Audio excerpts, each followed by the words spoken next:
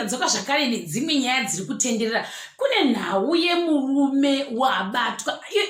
Nhau iyi itione confusion nokuti wamboramba paanga akabatwa paya akaiswa muzvisusoti zvaanga akaiswa mazvikwenzi. Akwagwadamisa wakapfeka varashashiko yake tsvuku zvimene brief zviya ndobva anzi nekumusoro kune sheti zvako asi vamubvisa mutrausi. Singazivi kuti nekuda kwei vanhu vaya vanenge vachibata vanhu vane madzimai avo kana vanenge vachida kupfimba madzimai avo sei vachimanyira kuvabvisa matrausi. Ipapo I don't know. Asi wangabviswa trausi ndokufanana nechibhuruku chitokotoko chete ndo chasara nacho. Asi wasara nacho pepe wanga wakatendedzwa. Azvizi kuti zvaitika kuZimbabwe kana zvaitika kuJoni. I don't know. Zvikanzi ko iwewe uri kuita zvokuta kumbomupa kumbobashe nemudzimai wani waEredha nekuda kwei. Ndobva arohwa fly kick. Zvikanzi that fly kick nevamwe iri kuita resemblance yani yekwaJa Master. Exactly yakutonzi Ja Master kick nokuti paarohwa bhutsi yayo waenda kundota waenda mudenga ndokukunguruka ari mudenga muyambe ndokundowira makwenzi. Iwo zvikwenzi zvazvipo paya vabva ipapo ndobva pazobuda kuti inda ndaiona kuFacebook dziri kungotendera tega kumafacebook akasiyana-siyana. Tobva ipapo ndobva amboti handisirini ndaida kunyenga mudzimai uyu. Munhu waida kunyenga mudzimai uyu ndiani? Ndimumwewo munhu unotanga naT. Handichazivi kuti unonzi Timere kana Tomi iyeye. Ndobva zvanzi bvuma ndobva wati ndini. Saka ndizazoti kubvuma kwaita uku murume uyu wabvuma nekuda kwekuti wanga wakaunganirwa nevanhu vaIsraeri ava kana kuti wabvuma nekuda kwefiri. Asi wanga atotora mumwe muti ndiye uri kunyenga mudzimai wenyu waEredha wacho vari. Tobva ipapo ndobva vazobuda vari mumota. Asi wabuda ari mumota pepe vanga vati ndofunga kuda this time wanga azobviswa chibhurukwa wasara anguri musvumbunu. Wasara ari musvumbunu pepe vanhu varamba vachitora vhidhiyo yemurume uya ari musvumbunu achivhunzwa zvese ndobva pepe ndokuinda naye murume uya padivi nerwisi. Handizi kuti apa vofunga kuita sei nayo vanhu vanga vachida kurohwa murume uyu nekuti pavaenda zvakare padivi nerwisi pepa ndikura nhema vamutosa araundi vamuita mutoso ndobva vaita sei ndobva azoguma ari apinzwa handisi kuti idziva idhemu kana kuti chiri kova asi pakakura zingamboiti ndokutanga kuno muzhaka ari mukati memvura. Munhu wazhakwa yeye vene munhu wazhakwa zvekuti ndohwatsitsi asi mazhakirwa aitwa pepe. Hanzi kuti achiri right here nekuti ndonasa kuti panguva iyi ndofunga kana kutonyura aigona kutongoti ndakutozvinyudza zvangu nekuti wanga achirwa nekurohwa. Munhu warohwa iyeye vediwe nekuda kwemudzimai apa ambogwadamiswa amboita sei vamwe achitisiya nemudzimai wamunhu. Nyaya dzinozooneka nokuti iye paangada kuzama kuexplaina vanga asikadi kungwa explanation yake. Handiti ndobva ati ndasingazivi kuti mudzimai wemunhu ndozvaazotaura zvake. Saka handizivi kuti iye ndiye wakapfimba here mudzimai wemunhu kana kuti asiriye kana kuti shuwa wanga wabatikidzwa redhindindi. Zvikanzi nevamwe zvakare wakabatwa achichita nemukadzi wemunhu aita muchito siyana nevakadzi wemunhu please. Zvikanzi asi iye nyangopfimba wachoni veduweka ngavasadero veduwe. Zvikanzi iye zvosiririsa. Zvikanzi muabuse is too much. How does someone feel looking at someone suffer to that extent? After all, it's just two consenting adults. No one owns anyone. Kovadi kurova nemudzimai wacho. This barbaric behavior is not acceptable whatsoever. Instead, you are a man enough to trying to correct that or what you lacked. Chazoita kuti mudzimai wako aende somewhere. In best house, think it's a business catching someone cheating. Hands une mari. You said it well.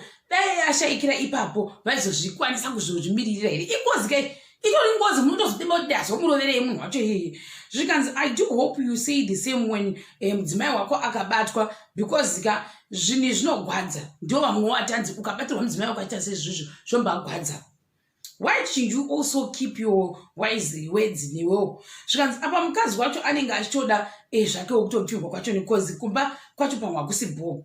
A happy woman will never tolerate another man. Ndo zvataurwa nevamwe. Zvikanzi mapedza mabaya chaipo panyama neti ndizvo chaizvo.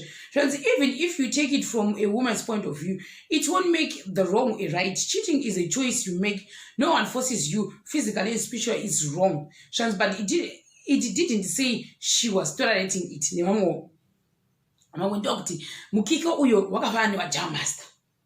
Zvikanzi nevamwe zvakare mapurisa anga amboita action bekuti vanhu vari kufarisa vanhu vakutora mitemo vachisa mumaoko avo ndevamwewo avo.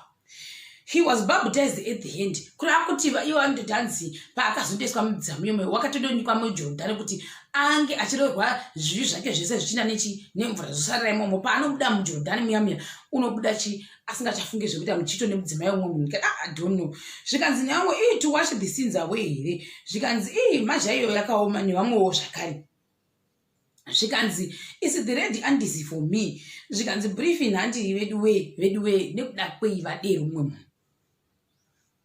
handizivo zvikanzi it's all funny stories chiwi ashaika right toona kuti wakachi leader zvese izvi vanozozvifambisa sei kuti visariguma kujeri zvikanzi nevamwe hanzi mukadzi waEredha handiti zvikanzi because anoziva kuti anoshayika nekurokwa meaning he can't deal with this or his own problems zvakumeka sense kuti vakadzi vari kunyengwa pane problem naEredha kuda ndio vatuma vanhu Eredha vatuma vanhu kuti vanorova murume uyu achaziviwo zvikanzi vari kumuroverei ngavadzidze kuita sei kugona zvokugara nevanhu mudzimba dzavo zvina kushata zvikanzi aiswa mujorodhani zvokwadi vafunga kumubhabhatidza kuti asiye zvivi zvekuita sei zvekunonyinga madzimai vevanhu but guys don't you think you should also ningirikini kuti mubvumewo kuti kana zvadaiwo so it means kuti it's time to move on vamwe ndo kuti wakapfeka underwear endandi kati ndo basa rehandi nchira kavhara chishashiko here ndo chinongodiwa kungovhara sikarudzi I believe that ukaona mudzimai wako akuita zvinhu zvakaita sezvi it means kuti that's the end of the road for you. She don't feel you anymore. You need to stop fighting so hard, brothers, trying to protect your so-called wives. You're right, bro. When a lady starts cheating, she no longer loves you. It's good to move on, women. Don't just indulge with any men unless they love and trust you. And why do a number of some women cheat on their husbands though? Vamwe vakati zvongodipenda vamwe mari vamwe zvavasi kufara vamwe vari mumamarriages ekungoti vari kungoita gunda musaira tikati what do we know? We are not in that situation. People should really stop this taking of law into their own hands. It's pathetic. The wife is the problem here.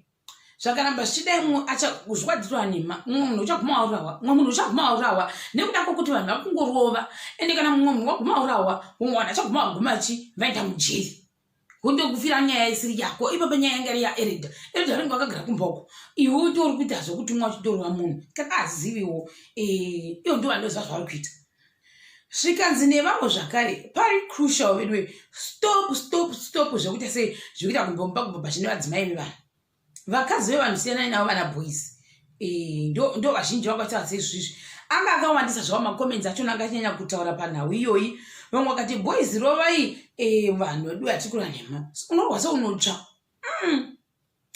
guys ukaona munhu achidaiwo soka pane it means kuti vanhu vari vaviri vanga vachitozvida pamwe mudzimai uyu wazodi ndo wazorasa madhiri akazoguma atengesa mumwe munhu heneko zvino zvimurume ndiwo atwa thrown under the bus zvindorohwa vede munhu warohwa iyeye munhu warohwa asingamboiti vanhu vakanyanya kutasa zvakanyanya kuwanda panyaya yemurume kuti ngaarohwe. Why is this acceptable when ijao chaiye akarohwa munhu asi hapana zvakaitwa akangonzi apologize chete ndevamwe wapa zvikanzi nevamwe akawaiti kuzomborowa umwe munhuwo anenge anitowo zvikanzi madikuru wamudzimai wenyu mudzimai ndiye ari wrong muri kureva the wrong person ndio zvikuitika apapa mudzimai wemunhu anobvumwa here kuti anga achita kumbomba pazvine kuti mimi right now makuenda no sikazi kuti yanga iri set up here kana kuti zvikanzi trust me ukaona mudzimai wakada kuita izvozvi it means kuti achakudi ndevamwewo zvakare apo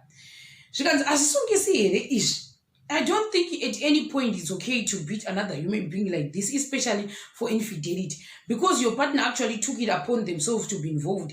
Anyway, in this case, Hans, anyange just kunyenga wo. Honestly, society, tukuvajaidza kuita these things. Perpetrators should be taken to police. This is too much brutality, and it seems to be a thing lately. Imi ipaigupuro kuvakadzi venyu vasiri loyal kwete kuda kuti nyangadza nezvamukuita ndevamwe vadero.